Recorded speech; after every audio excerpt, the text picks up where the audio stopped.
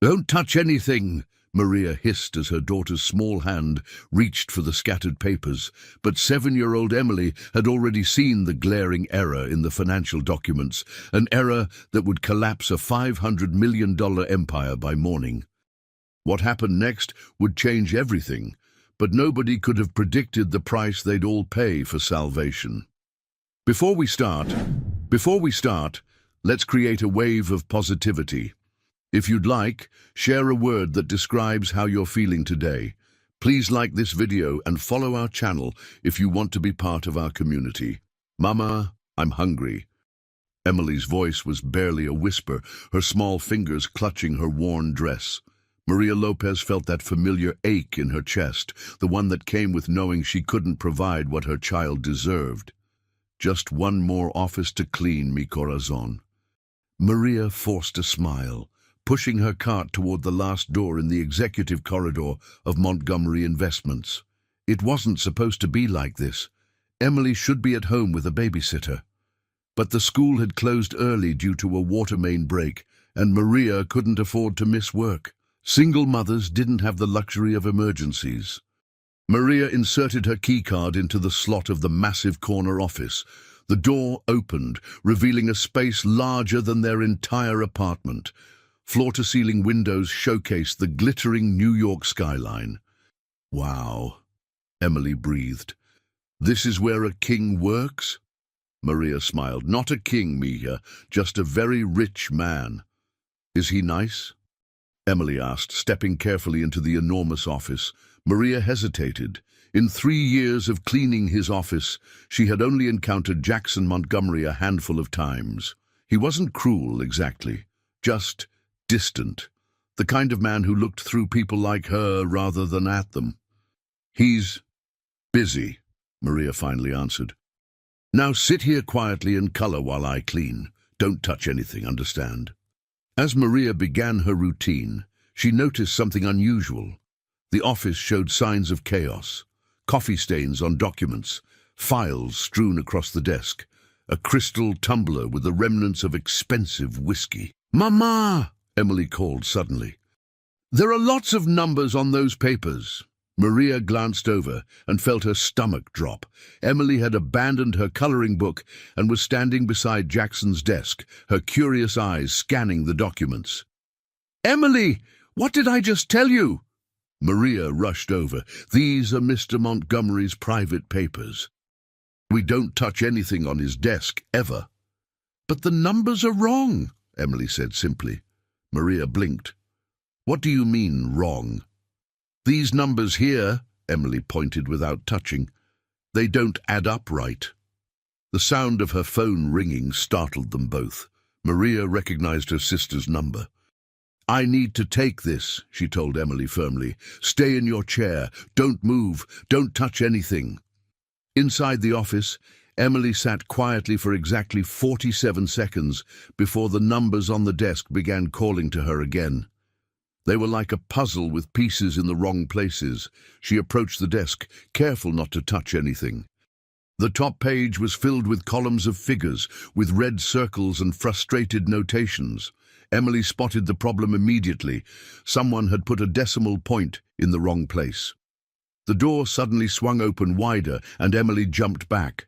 A tall man with silver-streaked dark hair and a face etched with exhaustion stormed into the office.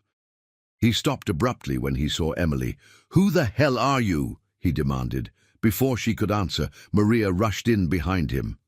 "Mr. Montgomery, I'm so sorry." Maria's face had drained of color. "This is my daughter, Emily. Her school closed early, and I had no choice but to bring her." Jackson Montgomery's piercing blue eyes shifted from Maria to Emily, then to his desk. "Were you touching my documents?" he asked Emily directly, his voice dangerously quiet. Emily looked at her mother, then back at Mr. Montgomery. "No, sir, but they're wrong." "Emily!" Maria gasped. "What did you say?" Jackson stepped closer. "The numbers on your papers, they're wrong. Someone put the decimal point in the wrong place on the top page, and then all the other math is wrong too." The office fell silent.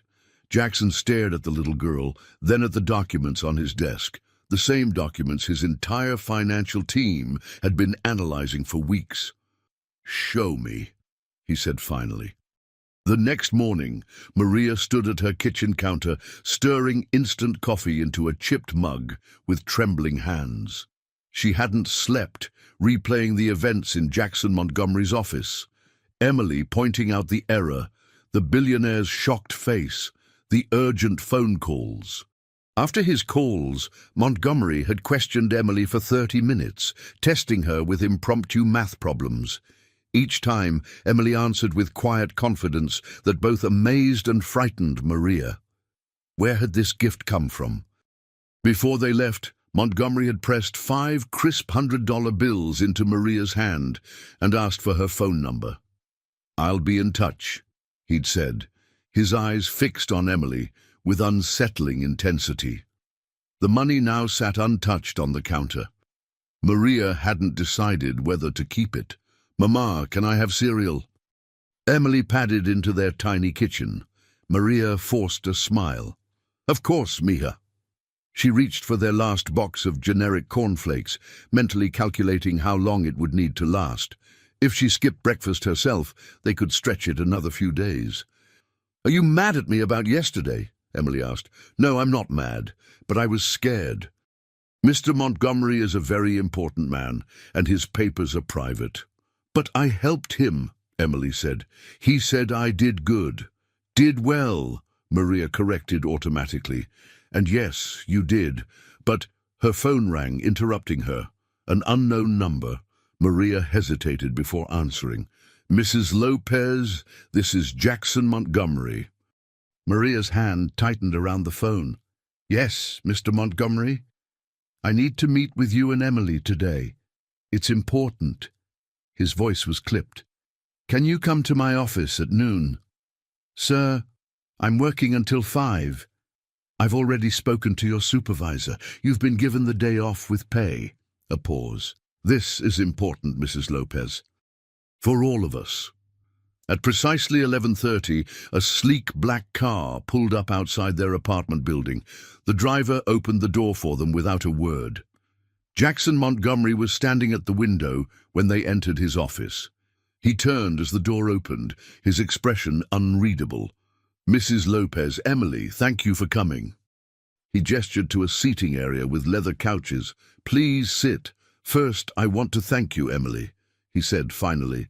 "The error you found was about to cost my company nearly $500 million. Emily looked up at him solemnly. "That's a lot of money." "Yes, it is." He moved to sit across from them. "After you left, I had my team verify everything. You were absolutely right.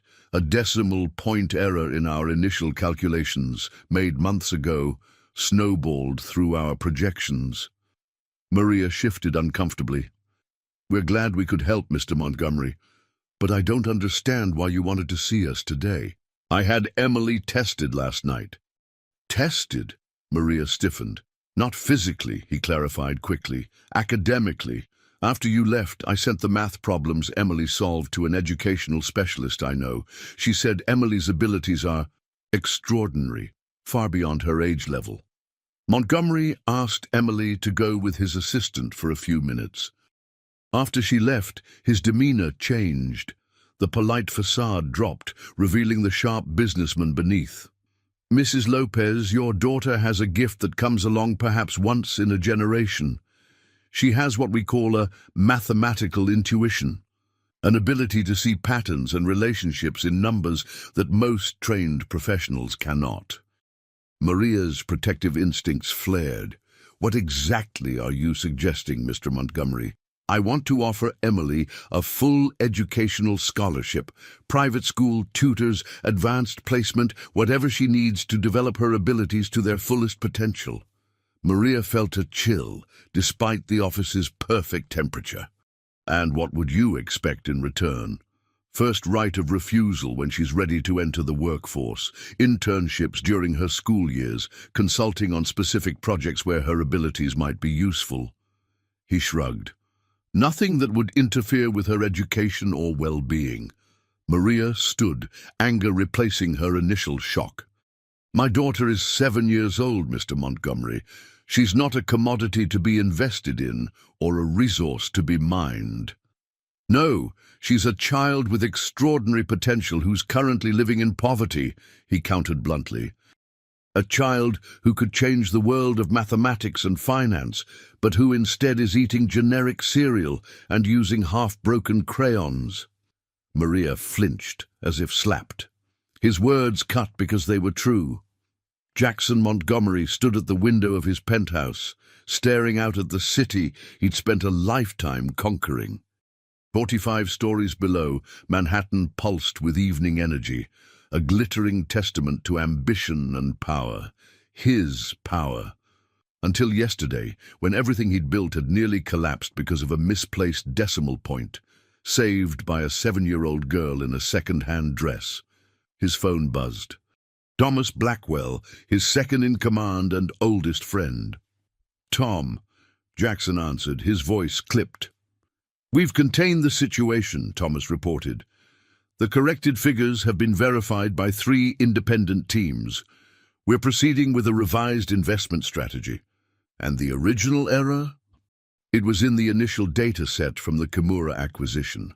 Someone on their team transposed a decimal point, and it went unnoticed through all subsequent analyses. Including by our own people," Jackson said coldly. 6 separate reviews, Tom. 6 opportunities to catch a basic arithmetic error. The line went quiet. Then Thomas asked, "Is it true a child found the error?" Jackson tensed. "The cleaning woman's daughter noticed it, yes." "Jesus, Jack, how did that happen?" "She has a gift," he said finally, "a remarkable mathematical intuition." "So what now? You send the kid a teddy bear and move on?" Jackson moved away from the window. "Actually, I've offered her a full educational scholarship and her mother a position as her educational coordinator." The silence on the other end lasted several seconds. "Have you lost your mind?" Thomas finally asked. "Since when do we run a charity for cleaning staff?" "This isn't charity," Jackson snapped. "It's an investment. The child has extraordinary potential. With the right development, she could be an invaluable asset to this company." Thomas's laugh was sharp. "Come on, Jack. One lucky catch doesn't make her a prodigy. And even if she is gifted, she's what, 7? 8? We'll all be retired before she's old enough to contribute anything meaningful." "That's short-sighted thinking, Tom. Exactly the kind that nearly cost us $500 million yesterday. Look, I know the Kimura situation rattled you, but making impulsive decisions about some kid from Queens isn't the answer." "My decision is made," Jackson said firmly. "The girl starts at Westmore Academy next week. I've already spoken to the headmaster." "Westmore? That's where Sarah wanted to send—" Thomas stopped abruptly. Jackson's jaw tightened at the mention of his ex-wife. "This has nothing to do with Sarah or our personal history." "If you say so," Thomas replied, his tone making it clear he thought otherwise. "Just be careful, Jack. Mixing business with whatever this is rarely ends well." After hanging up, Jackson remained motionless, Thomas's words echoing in his mind. Was this about Sarah? About the family they'd never had? The children she'd wanted and he'd been too busy building an empire to consider? No, this was about talent, about potential. About not making the same mistakes his former bosses had made with him. Still, as he returned to the window, Jackson couldn't help but wonder what Sarah would think of his sudden interest in a cleaning woman's gifted child. She'd always accused him of caring more about his company than about people. His intercom buzzed. "Mr. Montgomery, the file you requested on Maria and Emily Lopez has been delivered." Jackson moved to his desk, opening the folder his private investigator had compiled. Maria Lopez, 35, single mother, immigrated legally from Mexico 12 years ago. Husband died in a construction accident when Emily was just a year old. No criminal record. Steady employment history, mostly cleaning jobs. Emily Lopez, 7, born in New York. Excellent academic record despite attending an underfunded public school. Teacher comments noted her exceptional abilities with numbers, but mentioned she was quiet and had difficulty connecting with peers. A photograph slipped from the file, Emily in what appeared to be a school photo, her dark eyes serious, her smile hesitant. Not the confident grin of a child who knew she was special, but the cautious expression of one used to keeping her head down. Jackson recognized that look. He'd worn it himself once, growing up in a blue-collar Pittsburgh neighborhood, hiding his intelligence to avoid standing out. Before he'd learned that standing out was the only way to escape. "I still can't believe this is happening," Maria whispered, staring up at the imposing brick facade of Westmore Academy. Gothic spires reached toward the morning sky, and manicured lawns stretched in every direction. A place for children of privilege, a world away from their apartment in Queens. Emily squeezed her hand, eyes wide behind new glasses, another gift from Montgomery. "It looks like a castle, Mama." 1 week had passed since their meeting in Montgomery's office. 1 week of whirlwind preparations, placement tests that Emily had aced, rushed uniform fittings, mountains of paperwork.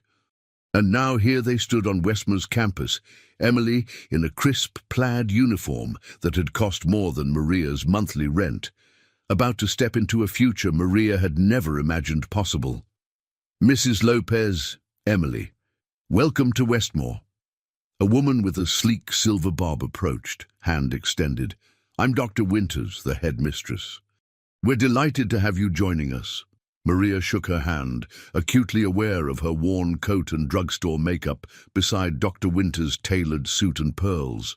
"Thank you for accommodating Emily on such short notice." "Mr. Montgomery is one of our most generous benefactors," Dr. Winters replied, with a practiced smile. "And when he personally vouches for a student's exceptional abilities, we listen." She bent slightly to address Emily. "And your test scores were truly remarkable, young lady. Emily will be joining our third-grade advanced mathematics track, but we've arranged a flexible schedule to accommodate her unique abilities," Dr. Winters explained, leading them inside. "She'll attend regular classes for humanities and sciences, but will have specialized instruction for mathematics with our gifted program coordinator, Mr. Bennett." They walked through marble-floored hallways, adorned with oil paintings, and glass display cases filled with trophies. Students in identical uniforms passed by, some openly staring at the newcomers. "This is Emily's homeroom," Dr. Winters announced, stopping at a classroom door. "Mrs. Abernathy is expecting her." Maria knelt to Emily's level. "You'll be okay, Mija." Emily nodded, though her eyes betrayed her nervousness. "I'll be fine, Mama." "I'll pick you up at 3 o'clock right here," Maria promised, "and you can tell me everything." After a tight hug, Emily squared her small shoulders and followed Dr. Winters into the classroom. The door closed behind them, leaving Maria alone in the hallway, fighting an irrational urge to snatch her daughter back and return to their familiar life. "Mrs. Lopez." Maria turned to find Jackson Montgomery standing a few feet away, impeccable in a tailored suit. "Mr. Montgomery," she said, surprised, "I didn't expect to see you here. I wanted to ensure Emily's first day went smoothly." He gestured toward the main hall. "Shall we? The orientation is about to begin." As they walked, Maria felt the stares of passing parents, curious, evaluating, some openly disapproving. She lifted her chin, refusing to be intimidated. "Everyone's wondering who you are," Montgomery remarked quietly. "You mean they're wondering what the cleaning lady is doing at Westmore?" Maria replied. Montgomery's mouth quirked in what might have been respect. "Perhaps, but by next week they'll be wondering how their children can keep up with Emily instead." The orientation passed in a blur of information. Afterward, Montgomery guided her to the headmistress's office for a private meeting. "Emily's schedule has been arranged to maximize her mathematical development while ensuring a well-rounded education," Dr. Winters explained, sliding a folder across her desk. "Mr. Bennett will assess her abilities this week and develop a customized curriculum." Montgomery spoke up. I've also arranged for Emily to meet weekly with Dr. Eliza Chen, a child psychologist who specializes in gifted children. She'll help Emily navigate the emotional aspects of her acceleration. Maria looked at him in surprise. This was the first she'd heard of a psychologist. Children with exceptional abilities often struggle with feeling different, Montgomery explained, catching her expression. Dr. Chen can help prevent isolation and develop healthy coping mechanisms. As they left the headmistress's office, Montgomery checked his watch. I have a meeting downtown. My driver can take you to the Montgomery building to complete your employment paperwork, unless you'd prefer to do that another day. Today is fine, Maria replied. The sooner I understand my new responsibilities, the better. Thomas Blackwell tapped his Mont Blanc pen against the polished conference table, barely concealing his impatience. The quarterly review meeting had dragged on for nearly 3 hours, and Jackson had missed most of it, arriving late and now typing on his phone instead of focusing on the Asian market projections being presented. This was becoming a pattern. For 3 weeks now, Jackson had been distracted, delegating critical decisions and disappearing for hours without explanation. The rumors were spreading. Montgomery was losing his edge. Montgomery was having a midlife crisis. Montgomery was being manipulated by the cleaning lady whose kid had gotten lucky with the Kimura data. That last one bothered Thomas most because it seemed increasingly plausible. "Thank you, Andrews," Jackson said as the presentation concluded. "Send me the complete analysis by end of day." He stood, effectively ending the meeting. "Thomas, a word in my office." "You've been checking your watch every 5 minutes," Thomas remarked as they entered Jackson's office. "Hot date?" Jackson didn't smile.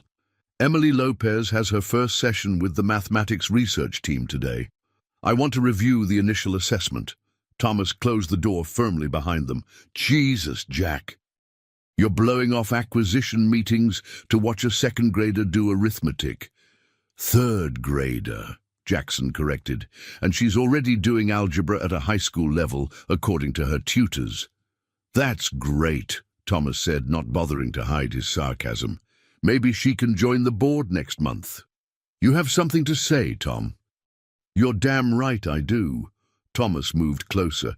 "You've installed the cleaning lady in an executive office. You're skipping critical meetings for a child's tutoring sessions. The entire company is talking, Jack. This doesn't look like mentorship. It looks like you've lost your mind. Since when do you care about office gossip?" "Since it started affecting our stock price." Thomas tossed a financial report onto the desk. "We're down 3 points this week. Investors are nervous because you seem distracted and erratic." "Market fluctuations. It'll correct." "It's not just the market," Thomas pressed. "The Chang deal is stalling because you missed 2 calls with their CEO. The London office needs decisions on the restructuring that you've delayed twice. And now I hear you've authorized a special research project with the Lopez girl, using company resources." Jackson's expression hardened. "Emily Lopez isn't an intern. She's potentially the most gifted mathematical mind of her generation." "Based on what? Finding 1 error and some good test scores?" Thomas shook his head. "Even if she is exceptional, she's years, decades, away from contributing anything meaningful to this company. That's short-sighted thinking." "It's realistic thinking," Thomas countered. "Something you used to be known for." "You're not seeing the big picture, Tom." "Then explain it to me. Because from where I stand, you're jeopardizing the company we built together over some savior fantasy about a cleaning lady's kid." Jackson spun back, eyes flashing with rare anger. "Careful, Tom." "No, you be careful," Thomas shot back. "The board is asking questions, serious questions about your judgment lately. Do you understand what that means?" After Jackson left, Thomas remained in the office, staring at the door with a mixture of frustration and concern. In 3 decades, he'd never seen Jackson like this, fixated on something to the exclusion of the business that had always been his primary focus. Thomas moved to Jackson's desk, noticing a folder left behind. The psychological assessment of Emily Lopez. As Jackson's business partner with shared access to company files, Thomas felt justified in reviewing the document. The report detailed Emily's exceptional mathematical abilities alongside observations about her emotional development. The psychologist noted, subject displays remarkable pattern recognition and quantitative reasoning, scoring in the 99th percentile for her age group. However, she also shows signs of anxiety related to her rapid advancement and the pressure to perform.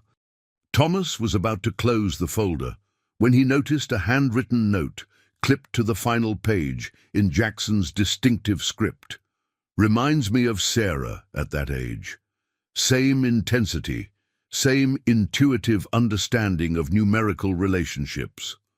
Thomas stared at the note, a cold realization washing over him. Sarah, Jackson's ex-wife.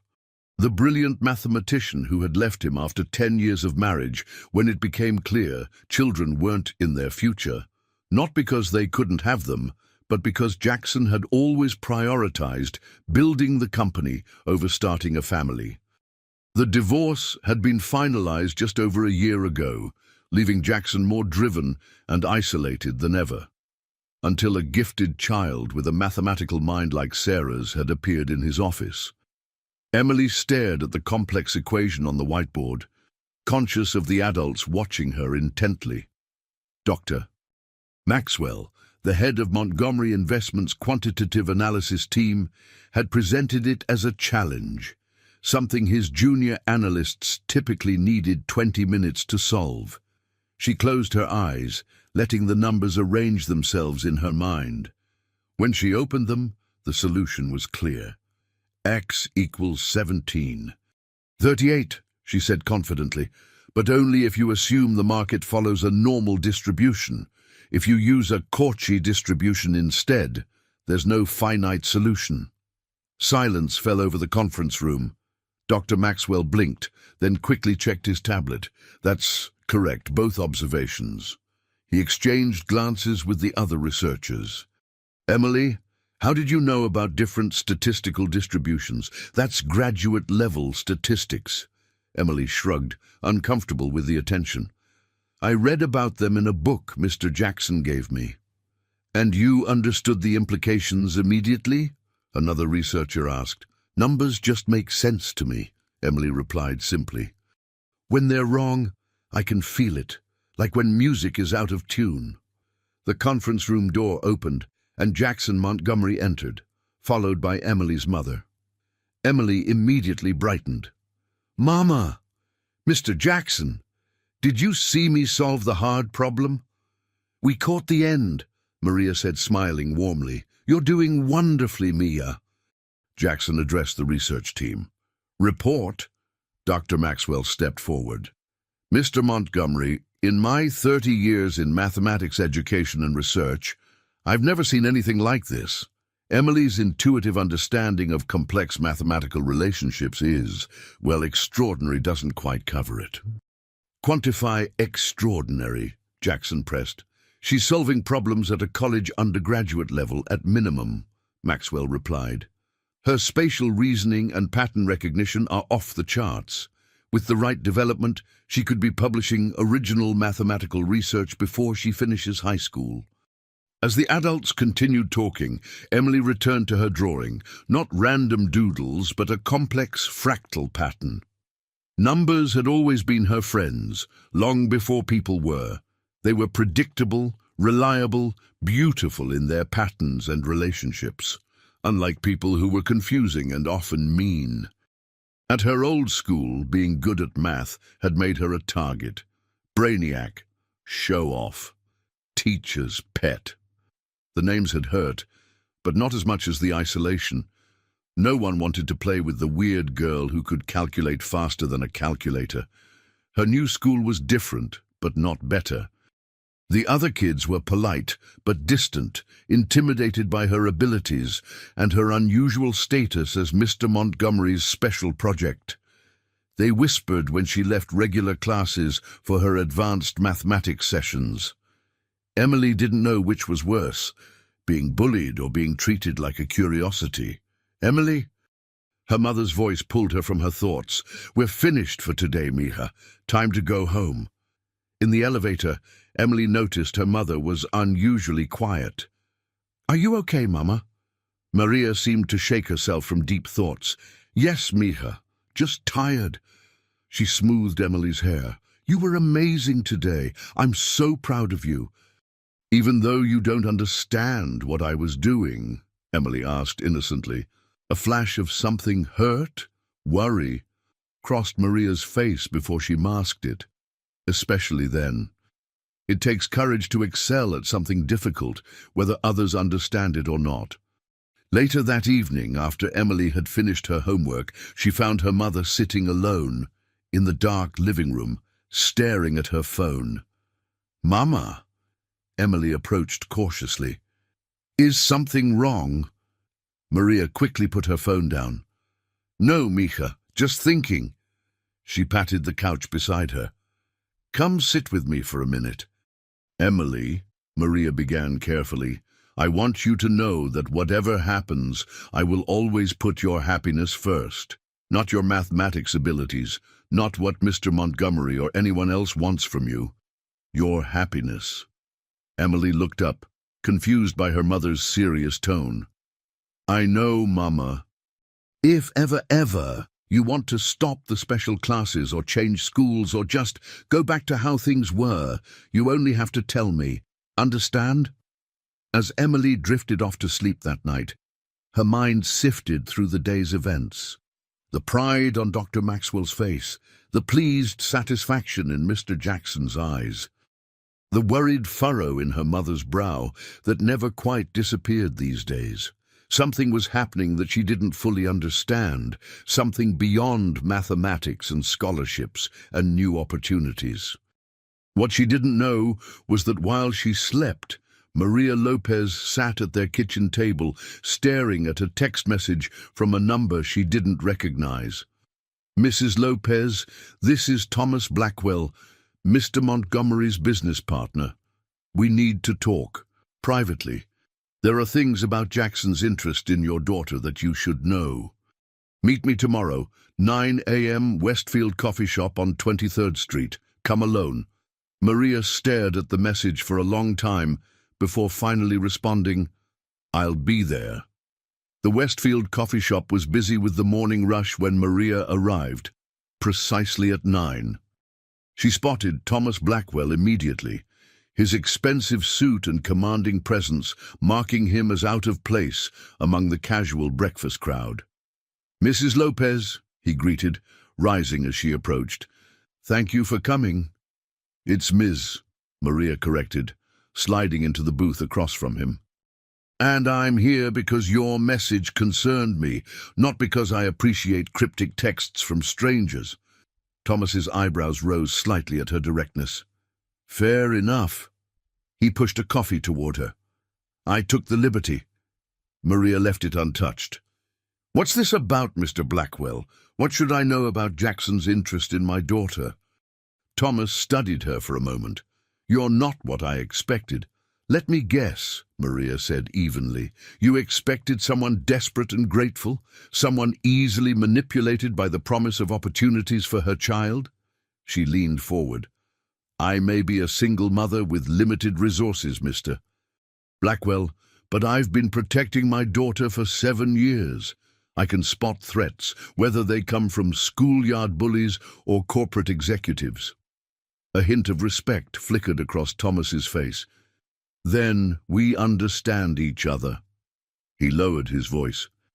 "Has Jackson told you about his ex-wife, Sarah, only that they divorced last year? Did he mention she's a brilliant mathematician, that they split partly because he prioritized the company over having children, that by the time he changed his mind, she'd reached her limit?" Maria felt a cold sensation spreading through her chest. "No." Thomas slid a folder across the table. I found this in his office, read the note. Maria opened the folder, finding a psychological assessment of Emily with Jackson's handwritten note. Reminds me of Sarah at that age. Same intensity, same intuitive understanding of numerical relationships. Her hands trembled slightly as she closed the folder. What are you suggesting? I think Jackson's interest in Emily goes beyond talent development or business investment, Thomas said quietly. I think he sees her as the child he might have had with Sarah, the family he rejected and now regrets losing. Maria's mind raced, connecting dots she'd previously dismissed. Jackson's personal involvement, his intensity around Emily, the way he sometimes stared at her with an almost hungry expression. Why tell me this? She finally asked. What do you gain? Frankly, I'm worried about the company.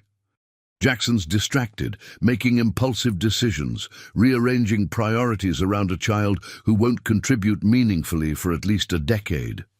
Thomas sighed. But I'm also concerned about Jackson himself.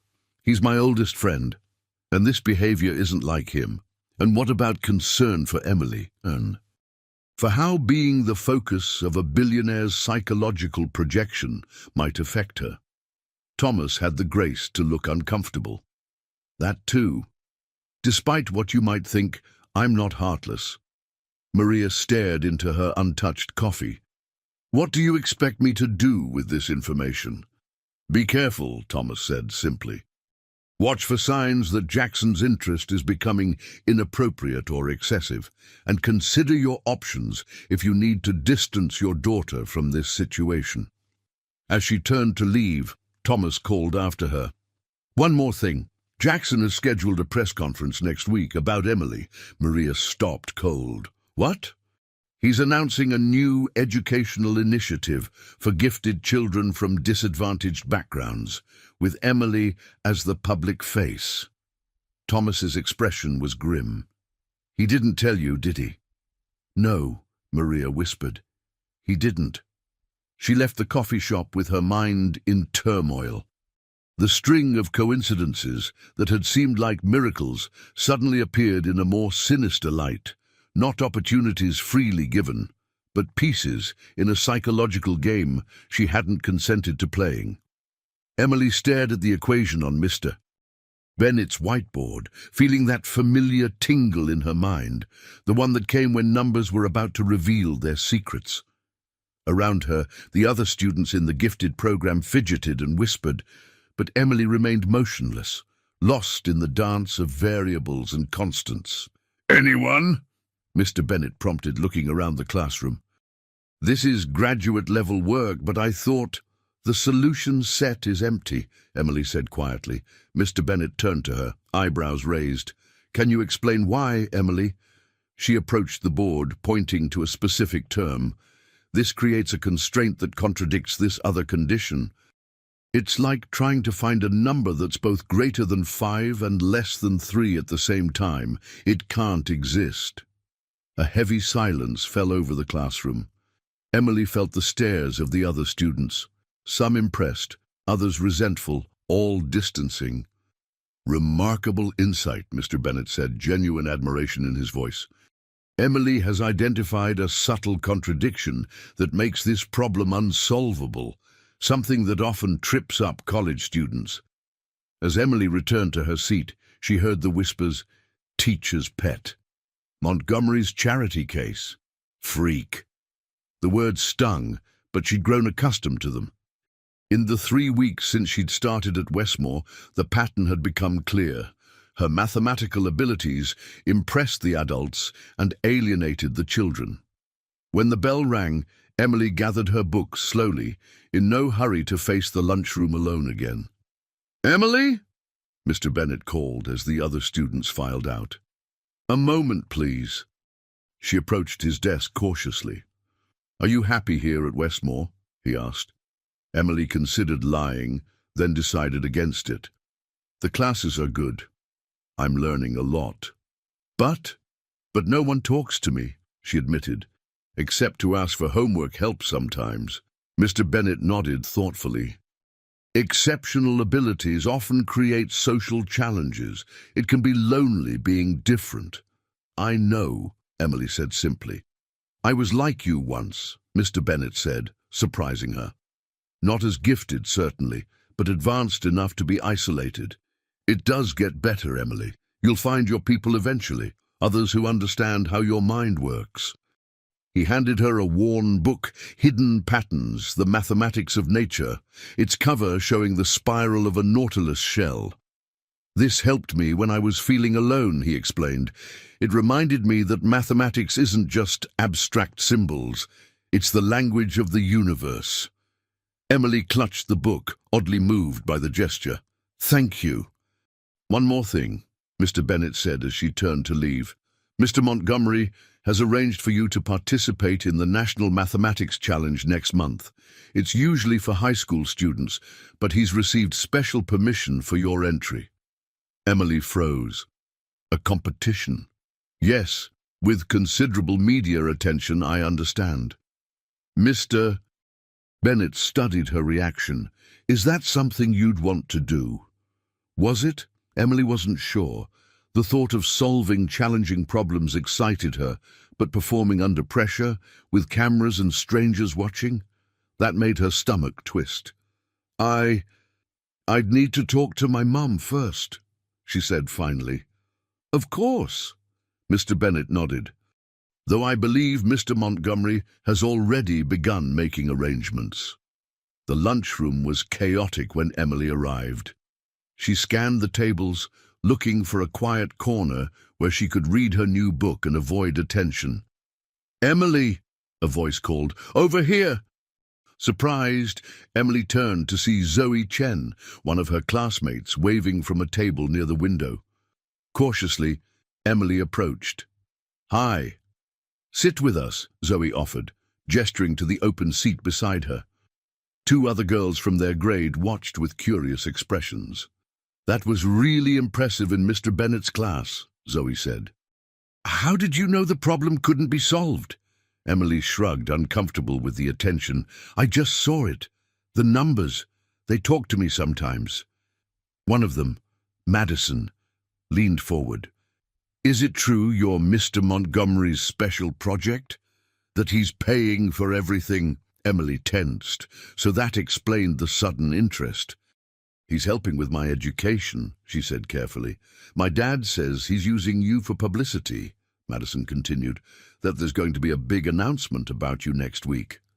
What? Emily blinked in confusion. No, that's not. I heard he's starting a whole foundation with you as the poster child, the third girl added. My mum's on the school board, and she said it's all anyone's talking about. Emily's appetite vanished. A foundation? An announcement? Her mother hadn't mentioned anything about this. Absolutely not. Maria's voice was steady but firm as she faced Jackson across his massive desk. I won't allow you to put Emily in front of cameras and reporters without consulting me first. Jackson leaned back, surprise evident in his expression. In the month since they'd begun working together, Maria had been cooperative, even deferential. This direct challenge was unexpected. The announcement benefits everyone, he argued. The foundation will help hundreds of gifted children from backgrounds similar to Emily's. Her story is inspirational. Her story is her own, Maria cut him off, not yours to share with the world. She's 7 years old, Jackson, a child, not a publicity tool. This isn't about publicity, Jackson insisted, rising from his chair. It's about creating opportunities, about changing the system that nearly failed Emily, that fails countless gifted children from disadvantaged backgrounds every day. Noble goals, Maria acknowledged, but your methods are unacceptable. Making decisions about my daughter's public exposure without even discussing it with me. Having her compete in a high school mathematics competition, where does it end? Jackson paced behind his desk, frustration evident in every movement. I thought you understood what we're building here. Emily's abilities are extraordinary. They deserve to be nurtured, challenged, celebrated. I agree. but not at the cost of her childhood, her privacy, or her emotional well-being. Maria met his gaze unflinchingly. Emily is already struggling socially at Westmore. The other children resent her special status. Adding public attention will only isolate her further. Children are always cruel to those who are different, Jackson dismissed. That won't change regardless of what we do. Better she learns to embrace her uniqueness than hide it. Is that what this is about? Maria asked quietly. Teaching Emily to be different? To stand apart? Or is it about recreating what you lost with Sarah? Jackson went completely still. What did you say? Your ex-wife, Maria continued, heart-pounding, but voice steady. The brilliant mathematician who left because you chose your company over family. Is Emily her replacement? The gifted child you never had? Who told you about Sarah? Jackson's voice was dangerously quiet. Does it matter? What matters is whether it's true. Maria stood her ground, despite his imposing presence. Am I raising my daughter, or helping you build the family you regret losing? Jackson turned away, moving to the window. For several long moments he said nothing. You have no idea what you're talking about, he finally said, his voice controlled. My interest in Emily is professional. She has a gift that deserves development. And the note comparing her to Sarah at the same age, was that professional too? Jackson spun back, eyes flashing. You've been going through my personal papers? No, but others have. Maria wouldn't betray Thomas, but she needed Jackson to understand she wasn't operating in the dark anymore. I'm not naive, Jackson. I know opportunities like these come with strings attached. I just need to understand what those strings are before Emily gets tangled in them. Something shifted in Jackson's expression, a crack in the controlled facade, revealing a glimpse of vulnerability beneath. Sarah was gifted with mathematics, he admitted quietly. She saw patterns where others saw only chaos, like Emily does. He moved back to his desk, sinking into his chair. And yes, I see the similarities. That doesn't mean my interest in Emily is inappropriate. But it's personal, Maria pressed, beyond business investment or talent development. Jackson met her gaze directly. Would that be so terrible? To care about her as more than an asset to my company, to want to give her the opportunities I was denied as a child, the family support I never had. The raw honesty in his voice caught Maria off guard.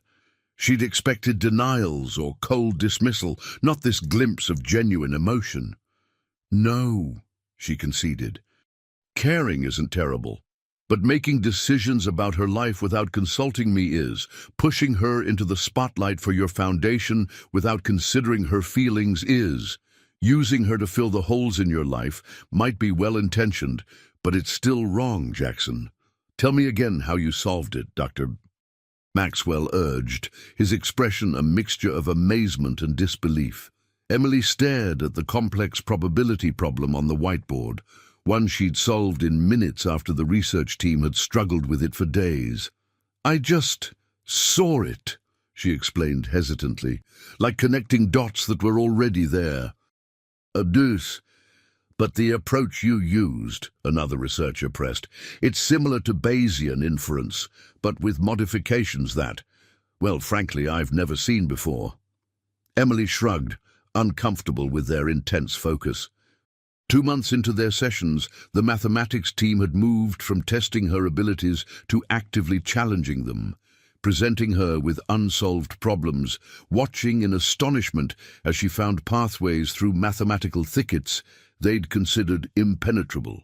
Where did you learn this? Dr. Maxwell asked, not for the first time. Even with your intuitive understanding, these techniques are sophisticated, advanced. Emily looked down at her hands. The question had been asked repeatedly over the past weeks, and she'd always deflected it. But the researchers were growing more insistent, and Mr. Jackson was in the observation room today, watching through the one-way glass. My father, she said finally, so quietly they had to lean in to hear. Your father? Dr. Maxwell exchanged glances with his colleagues. I thought he passed away when you were very young. He did, Emily confirmed, but he left notebooks, full of numbers and equations and problems. The researchers fell silent, absorbing this new information. Your mother never mentioned these notebooks, one said carefully. She doesn't know I have them, Emily admitted. I found them in a box under her bed when I was 5. She never talks about my father, so I didn't tell her. Dr. Maxwell pulled a chair closer to Emily. These notebooks, they taught you mathematics?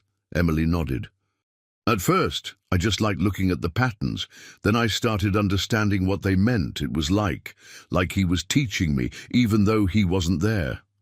Your father was a mathematician? Another researcher asked. I don't know what he was, Emily replied honestly, but his notebooks are full of beautiful things. Equations that make music when you solve them, numbers that dance together in perfect patterns. Dr. Maxwell cleared his throat.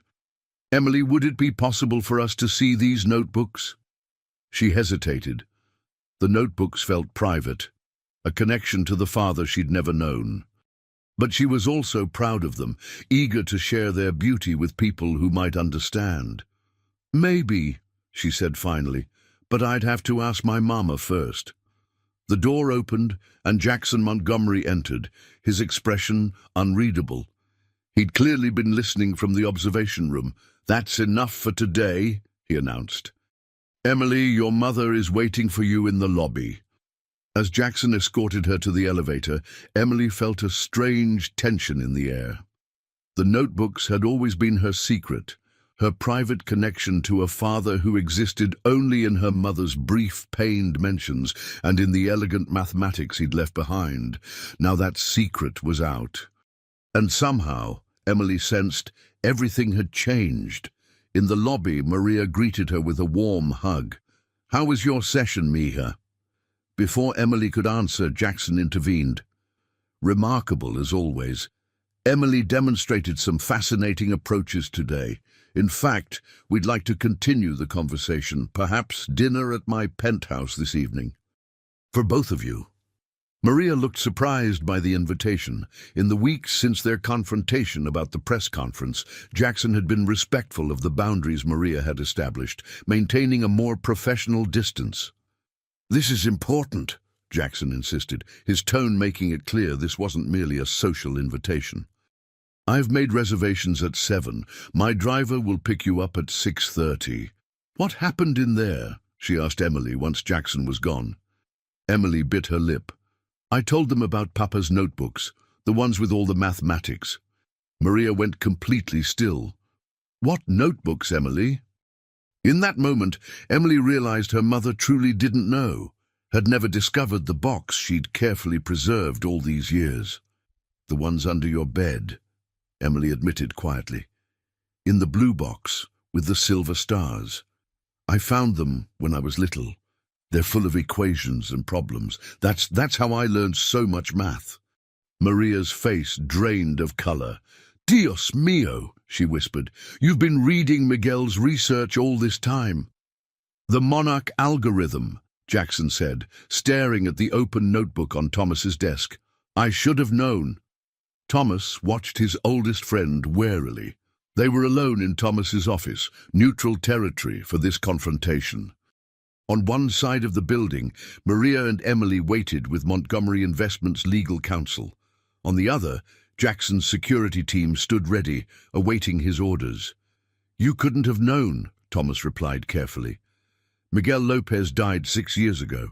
His connection to Emily was coincidental. Was it? Jackson's laugh was bitter. The daughter of the man who stole $5 million and our proprietary trading algorithm just happens to end up in my office, spotting an error in our financial projections. That's quite a coincidence. Maria had no idea, Thomas insisted. She knew Miguel had done something illegal, but not what or who it affected. She's been raising Emily alone, cleaning offices to survive. This isn't some elaborate revenge plot. Jackson turned another page in Miguel Lopez's notebook. his expression darkening as he recognized more elements of the algorithm his company had spent millions developing. The same algorithm that had mysteriously appeared in a competitor's trading system a decade ago, after Miguel had briefly worked as a junior analyst at Montgomery Investments. "The girl's been studying these for years," he said quietly, "absorbing our intellectual property without even knowing it. She's 7 years old, Jack. She's not a corporate spy. No, but she's been shaped by stolen knowledge." Jackson closed the notebook abruptly. "Knowledge that rightfully belongs to this company." Thomas moved to stand between Jackson and the door. "What are you planning to do?" "What do you think?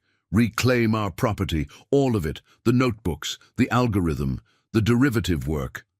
"And Emily? Maria? What about them?" Jackson's expression hardened. "They've benefited from stolen intellectual property long enough. The scholarship, the position, all of it ends today. That's vindictive, and you know it," Thomas argued. "The child is innocent in this, and her abilities go far beyond anything in those notebooks." "Do they?" Jackson challenged.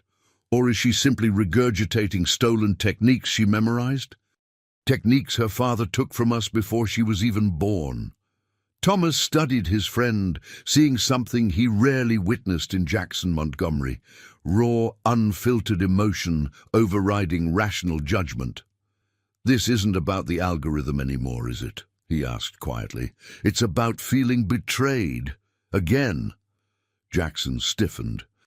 "Don't psychoanalyze me, Tom. Then stop acting irrationally. Yes, Miguel Lopez stole from us. Yes, these notebooks contain elements of our proprietary work. But punishing his widow and child won't undo that theft. It will only create a new injustice. They need to be held accountable. For what? Maria knew nothing about the specifics of Miguel's crimes. And Emily? She's a child who found mathematical beauty in her dead father's notebooks. The only crime she's committed is being gifted enough to understand them." A soft knock interrupted them. Thomas's assistant opened the door just enough to pass him a folded note before disappearing again. Thomas read it, then handed it to Jackson. "From Emily," he said simply. Jackson unfolded the paper. In careful handwriting, Emily had written, "Dear Mr. Jackson, I'm sorry about my father's notebooks. I didn't know they had things that belonged to your company. I just thought they were beautiful mathematics. If I did something wrong by learning from them, I'm truly sorry. Emily Lopez." Below this message, she'd drawn a complex fractal pattern, one that Jackson recognized from Montgomery Investments' original research into market fluctuations, but extended and enhanced in ways their team had never explored. "She's extended the pattern," he murmured, tracing the intricate design with his finger. "Taken it further than we ever did." "Because she sees mathematics differently than anyone else," Thomas said quietly. "Even her father. Even us." Jackson stared at the drawing for a long moment, conflict evident in his expression. Then, almost imperceptibly, something shifted. "I want to speak with them," he said finally. "Together. No lawyers." 1 year later, Emily adjusted her glasses nervously as she stood at the podium, facing the audience gathered for the first annual Montgomery Foundation Conference on Educational Access. At 8 years old, almost 9, as she regularly reminded everyone, she was by far the youngest speaker on the program. "Mathematics is a universal language," she began, her voice soft but clear in the microphone. "It doesn't care where you come from, what you look like, or how much money your family has. It only cares if you're listening to what the numbers are telling you." In the front row, Maria watched her daughter with pride, noting how much Emily had grown in confidence over the past year. Gone was the painfully shy child who'd hidden behind her mother at social functions. This Emily still preferred numbers to people, but she'd learned to share her passion with others, to translate the beauty she saw in mathematics for those who couldn't see it naturally.